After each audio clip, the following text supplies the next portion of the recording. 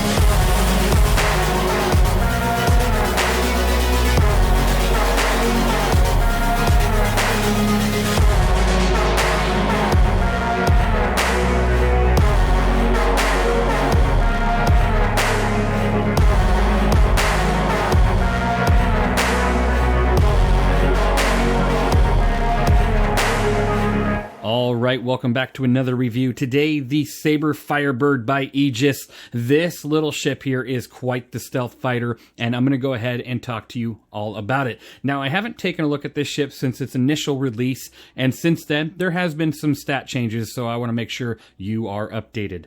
Now, before we start, I just want to let you know that I am using game version 3.24.3 and 4.0. If there's any difference between the two builds, I'll go ahead and let you know. Starting off, this ship, if you were to buy it with real money, it is $185. Now, you can buy it in-game for $5,874,120 aUEC. Definitely not a bad in-game price, especially with how much power this ship has. And let's talk about that. Starting off, you do have a total of 1,014 damage per second in the pilot seat for those two guns on the front due to the two size 3 Mantis GT220s.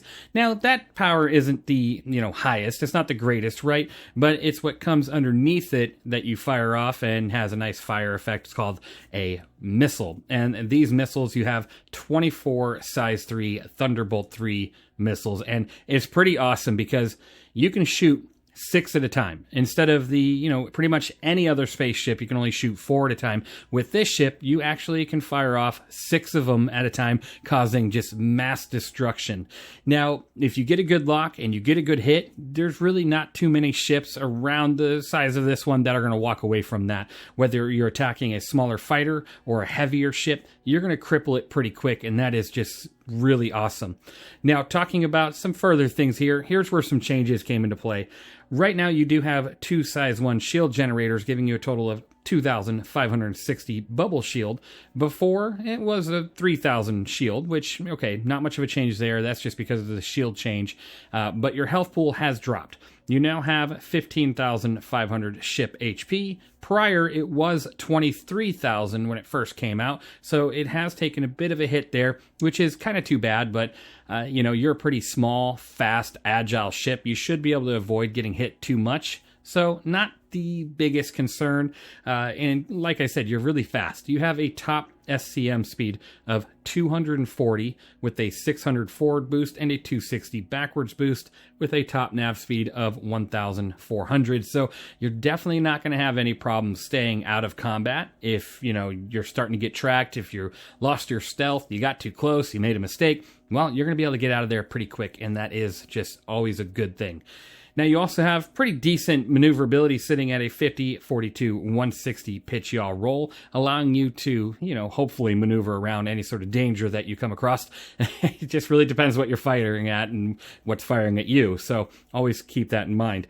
Now, you do have 12 SCU of hydrogen fuel and 0.7 SCU of quantum fuel. Well, there's really no difference between 3.24.3 and 4.0, so nothing to be concerned about there. Again, this ship is a smaller stealth fighter. It's not meant to be like intersystem, like going across different systems. It can hardly jump around too much within one system, and you can't jump from another system to another system. So too bad there. It's more of a carrier ship or just a short range from like a station, and that's pretty much it.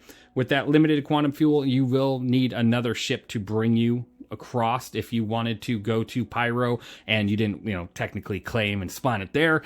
But yeah, it's definitely a great ship. It's got good amount of stealth. Its EM rating is a little bit high. It's around like 10,000, but it's very easy to drop that down. Very easy. You're not running all stealth components stock, so if you're to throw in a few different stealth components from the coolers to your power systems, you can get this thing to around 2,000 to 3,000 on your EM rating, which is just phenomenal. So let's go ahead and get into the cockpit. Go ahead and do a couple bounties really quick, and then I'll give you my score.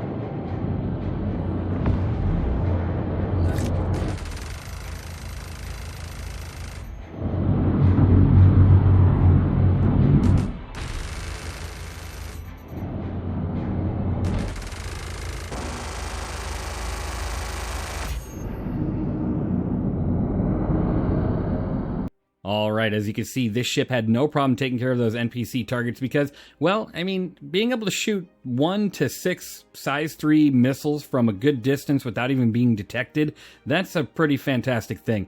This ship, honestly, to me, is a ton of fun, and it's very, it's a pretty small ship. It's got a great little design. It's very hard to see if it's facing right at you, and it's just, I think it's a lot of fun. Personally, this ship is a 9 out of 10 for me. It really excels in its role as a stealth fighter. The biggest drawback to me is the shield strength. It's a little bit weak. I wish it was probably about double the amount, and then it would just be perfect. But honestly, some of these things you can cure with just kind of upgrading yourself. But outside of that, it does everything else pretty good. It has great firepower, amazing amount of missiles. The ship HP, again, a little low, but it's a small stealth fighter, so I can't expect it to sit here with 30 or 40,000 HP like a Cutlass Black or a Freelancer. It has great speed and maneuverability. Its stealth is pretty good. It has its full components and gold standard pass, and it's just a phenomenal design overall. Let me know, what do you think of the Sabre Firebird down in the comments below? Do you have one, or do you prefer maybe the Talon Shrike? Because that also has a missile payload, a pretty big one, but it can't shoot 6 at a time, so that's too bad. Let me know what you think. Thank you guys for watching. I really hope you enjoyed this one. Thank you to my channel members. You guys are all truly amazing. I will see you guys in the next one.